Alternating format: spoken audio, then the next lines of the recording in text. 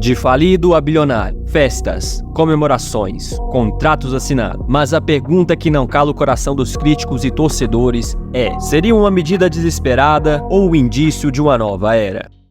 Mudança polêmica.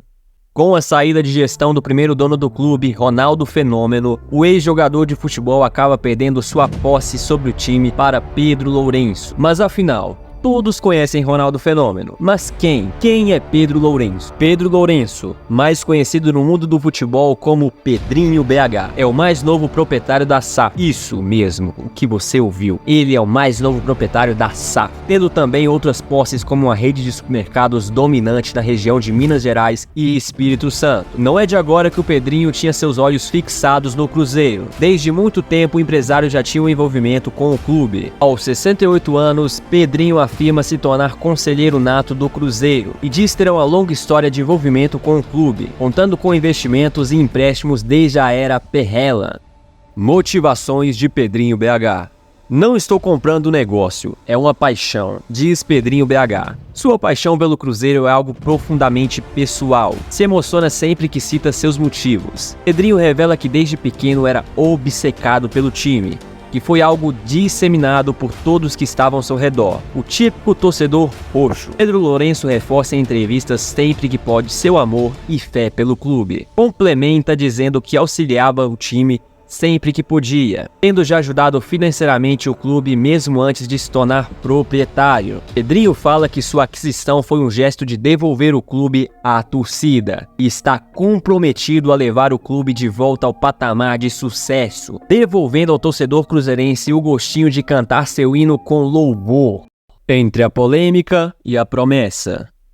O Brasil está ansioso para ver as contratações do time que o Cruzeiro está montando, sendo esse o enfoque principal na estratégia de Pedro Lourenço. O empresário visou apaziguar todas as dívidas que o time tem acarretado ao longo de sua jornada no futebol, para conseguir manter as alterações e ter a força para montar um time inimaginável. Em 2019, durante a crise financeira do Cruzeiro, Pedro Lourenço cobrou o clube na justiça pelo repasse de valores na venda de Arrascaeta para o Flamengo e do lateral Mike ao Palmeiras, conseguindo então chegar a um acordo aproximado em 9 milhões de reais. Contudo, mesmo com o rebaixamento do time para a Série B, Pedrinho se mostrou ter peito, conseguindo bancar o pagamento e salários atrasados, sendo esse um grande fator de descontentamento de diversos jogadores. Ao mesmo tempo que conseguindo de inúmeras formas investimentos para aumentar o valor do seu time, visando sempre o crescimento, conseguindo então montar um time inigualável, contando com a presença de Alexandre Matos, assumindo o CEO do clube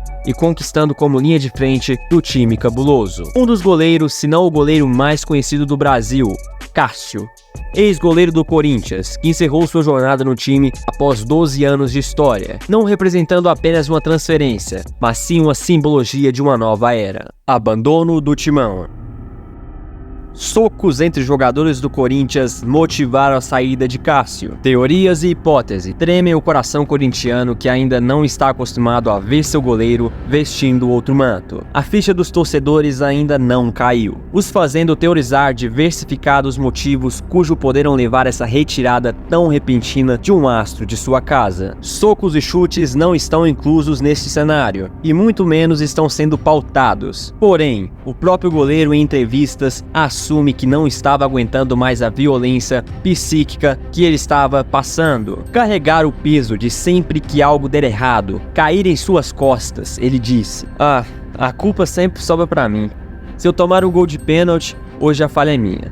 Eu erro e estou indo ao psicólogo. Em sua declaração final, o goleiro diz que sua decisão de sair de seu clube, após 12 anos de história, não foi motivada somente por estar no banco de reservas, mas sim pela sensação contínua de perceber que seu ciclo naquele local já havia se encerrado. Cássio já havia ido para o banco de reservas outra vez, porém agora sentiu que era o momento certo de almejar novos desafios e seguir em frente. Saiu de cabeça completamente erguida e pela porta da frente, com um sentimento de dever cumprido e o que mais valorizo, sem ter atritos ou adversidades com ninguém, disse Cássio. O goleiro frisa que antes já teve outras oportunidades de retirada, mas que antes não era o momento ideal. Agora, percebe que não é uma boa hora, mas sim um excelente momento de se juntar ao Cruzeiro e encarar este novo desafio. A chegada de Cássio para o clube é vista como uma adição de experiência e também uma referência à posição de goleiro. O mesmo já assinou o contrato de 3 anos e só poderá estrear a partir de 10 de julho, quando reabre a janela de transferência.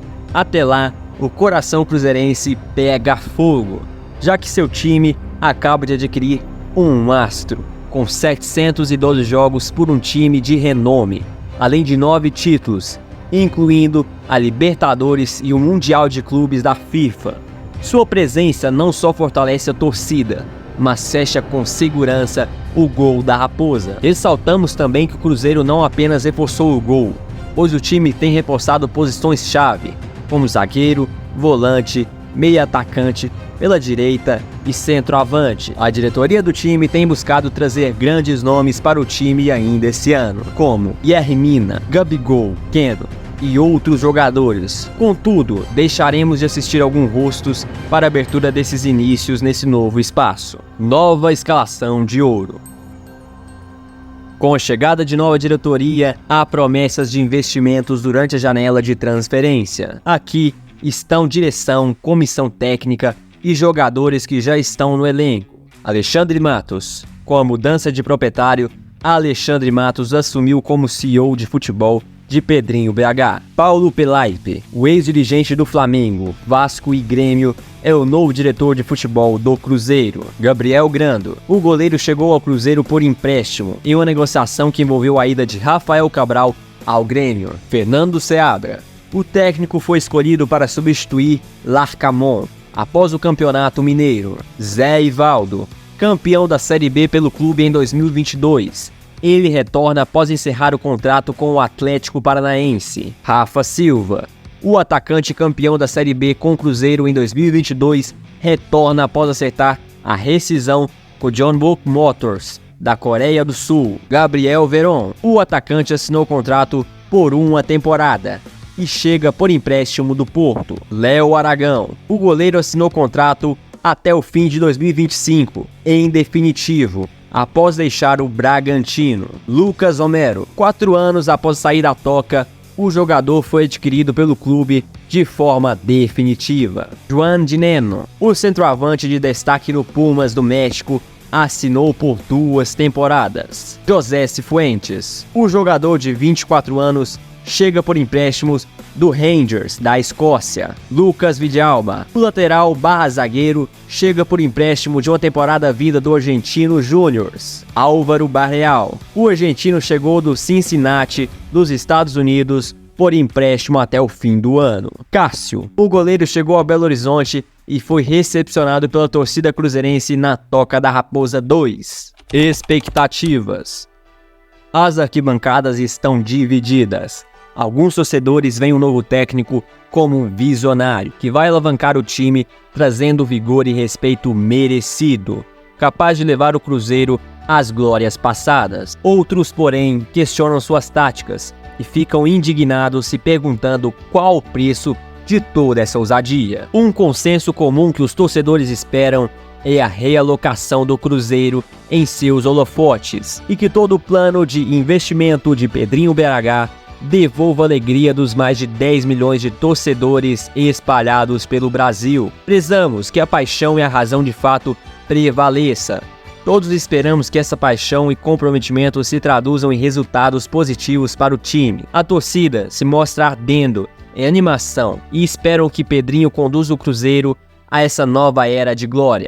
O princípio da dúvida. Será que dinheiro resolveria realmente todas as falhas do clube? Os investimentos que o Cruzeiro está fazendo nessa nova fase condiz realmente com a realidade financeira? Como a diretoria poderia lidar com isso? Essa mudança de proprietário, apesar de ser otimista, vai mudar a originalidade da tradição do clube?